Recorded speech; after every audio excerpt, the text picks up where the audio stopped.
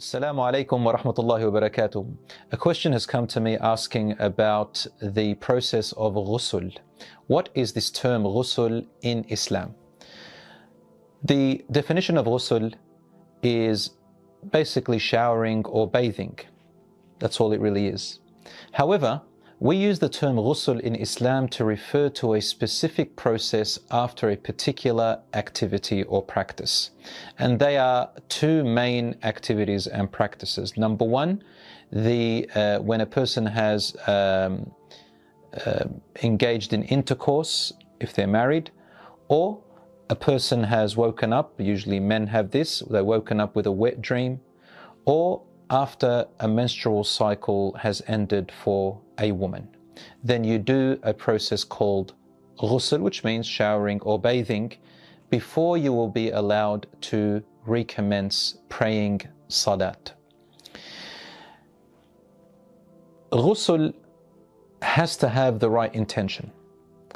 So when a person is going to wash themselves in a bathing process or showering, they've got to have the intention of why they're doing it. Someone asked me if it's just merely showering, but without the intention, does that suffice?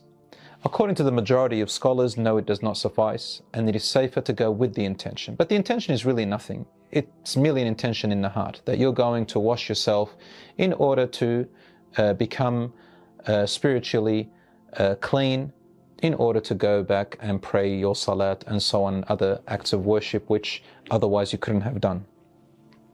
So for the men and women, it's the same process or the same method, with slightly differing views here and there, which I'm going to mention. First of all, it suffices to just let if you're under the shower, for example, a sprinkler, to let the water drop all over your body from head down to your toes, and that the water has to reach every part of your body, including the roots of your hair.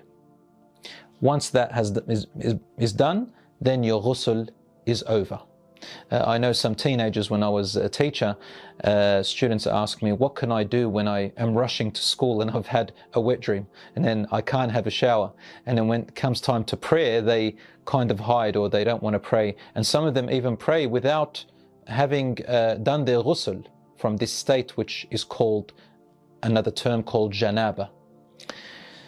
So we had to rush to answer that question and say, listen, it's very easy. All you have to do is just jump in the shower, let the sprinkler go all over your body, 1 minute job, and it's done. So it's that simple for both men and women. Otherwise, if a person has made a mistake and gone out to school or work and hasn't done their ghusl, then they have to make up their prayer, of course, in something called qada, but this cannot continue this way. And of course, Allah pardons people for their ignorance. Now I come to the Sunnah way, the recommended way that the Prophet, peace be upon him, taught us to do the ghusl, which will give you more hasanat just for following the way of the Prophet, peace be upon him. Obviously, to us, ghusl is a form of worship because we do it for the acts of worship when we pray and so on.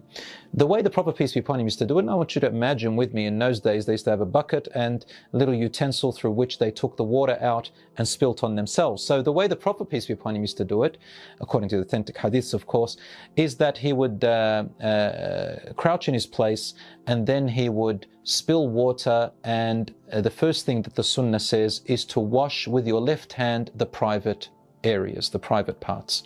After you've washed the private parts with your left hand, then to make wudu, say Bismillah and make wudu. Now some people might be asking, hold on, can I say Bismillah when I'm naked? Can I say Bismillah if I'm in the toilet or bathroom?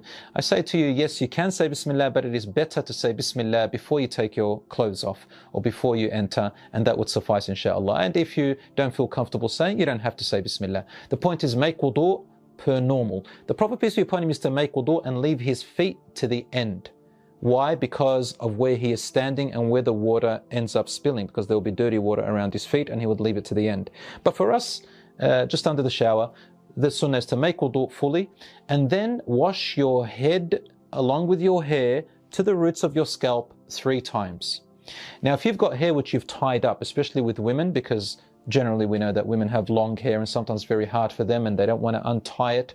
They probably have braids, for example. Then the scholars are agreed that there's no evidence to say that she has to unbraid her hair or untie her hair. So long as the water gets covers her main scalp and covers the majority of her scalp after janaba, which is after intercourse, then that is okay. And some scholars said if it's after the menstrual cycle, she should try her best to get the water into the roots and the scalp, but there is no real evidence to say that specifically. So both men and women to try and get the water into the scalp, let their hair be soaked and the water get to the majority of the scalp, and that inshallah will suffice. After that, to wash the right side of your body 3 times and then the left side of your body 3 times, and leave your feet to the end. Now, as I said, the reason the feet were left to the end was because in the olden times they would be sitting or standing, crouching in one place. So the Prophet, peace be upon him, left his feet to the end in order to wash off